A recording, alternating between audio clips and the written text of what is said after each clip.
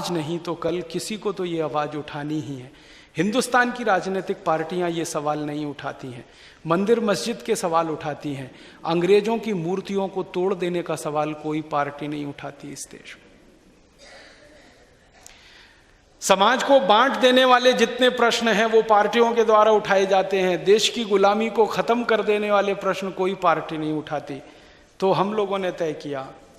कि हम भारत स्वाभिमान की तरफ से ये प्रश्न उठाएंगे, और भारत स्वाभिमान बनाने के पीछे का मुख्य उद्देश्य यही है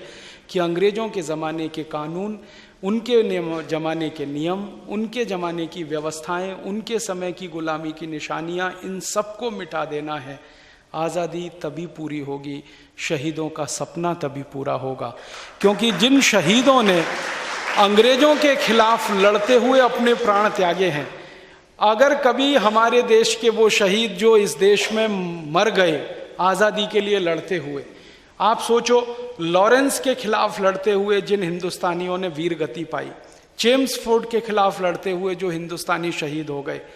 हमारे देश में करजन के सामने लड़ते हुए जो हिंदुस्तानी शहीद हो गए, या हमारे देश में रिपन के सामने लड़ते हुए जो हिंदुस्तानी शहीद हो गए, ये सारे हिंदुस्तानियों की आत्मा अगर वापस इस देश में आ जाए और हमसे सवाल करे कि जिनके सामने लड़ते हुए हम शहीद हो गए, उनकी मूर्ति को तुमने ये सजा संवार के क्यों रखा है,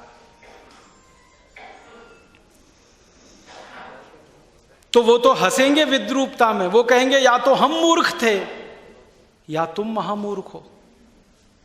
और अगर वो मूर्ख थे तो उनको लड़ना नहीं चाहिए था उनके खिलाफ। जिनकी मूर्तियों को सजाकर हम बिठा के रखे हुए हैं, उनके खिलाफ लड़े क्यों? ये गंभीर प्रश्न है, इसको हल करना है। इसी के लिए भारत स्वाभिमान। एक और गुलामी की निशानी